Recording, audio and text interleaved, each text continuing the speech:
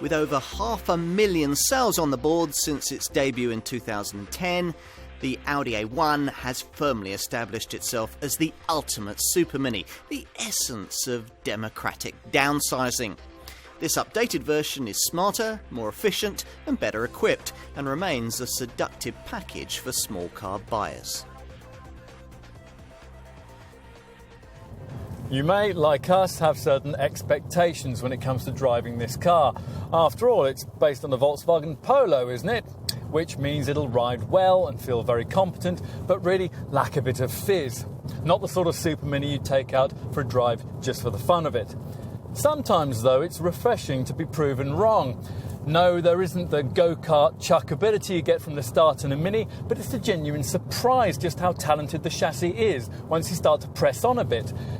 And unlike a Mini, this Audi doesn't force its sporty pretensions on you when you simply aren't in the mood, when it's pouring down with rain, the road ahead's festooned with speed humps, and you just wish you were in something bigger and more comfortable.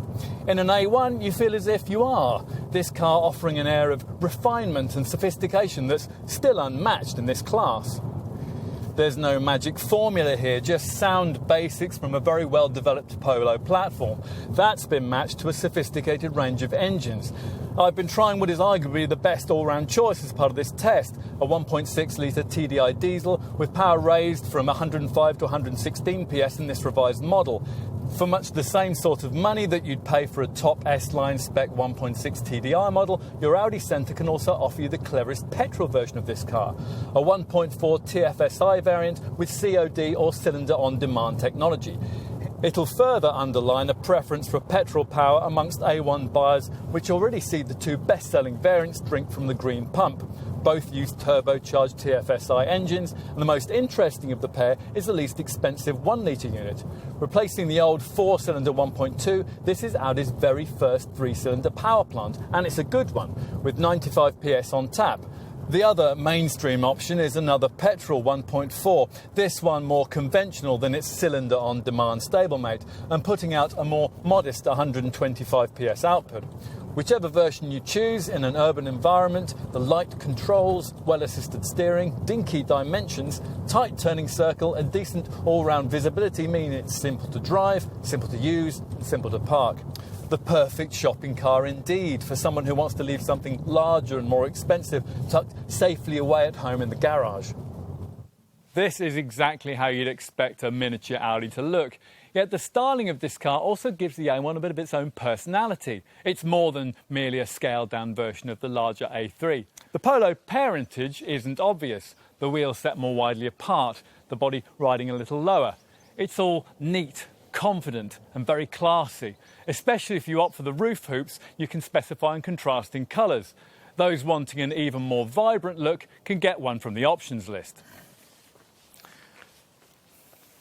As for the changes made to this improved version, well, you need to be very familiar indeed with the A1 model range to notice them.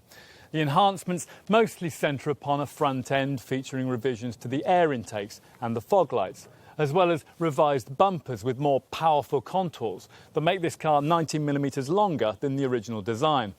More overt are the updates made to the wider, more distinctive single-frame front grille that's flanked by restyled headlights, now able to incorporate high-tech Xenon Plus technology. Time to move inside. Enter in through the long doors and you'll discover what you probably would have expected to find, the smartest cabin in the class, now enhanced on most versions of this improved model with extra chrome and high-gloss black detailing. There's a centre console that's supposed to be styled like a ship's stern, and a dash apparently modelled on the shape of an aircraft wing. The fascia section is decorated with large circular air vents designed to resemble jet engines, and which buyers can trim in personalisable colours with that gloss black finish again here. The knurled metal heater controls are particularly smart, and above these you might expect to find the kind of centre dash colour infotainment display that's becoming increasingly common in modern super minis. But instead, in an upmarket touch, this is secreted away in a fold-out panel on top of the fascia. It doesn't glide up electrically as it would on one of Audi's larger models, but it's still one of the features that makes this cabin feel like that of a much more luxurious car. Access to the rear in this Sportback variant is obviously aided by that longer roofline I mentioned earlier. But you shouldn't get your hopes up too high with regard to the potential space inside.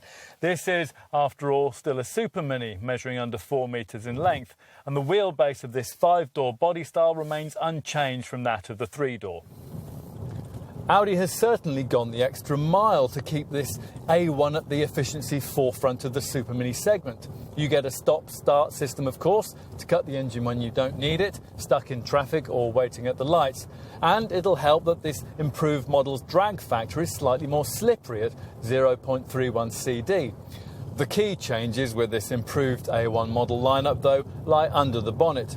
All the engines on offer combine fuel injection and turbocharging, and all are either new or fundamentally redesigned to meet Euro 6 emission standards, with fuel economy improved by up to 10% across the board, despite increases in both power and torque.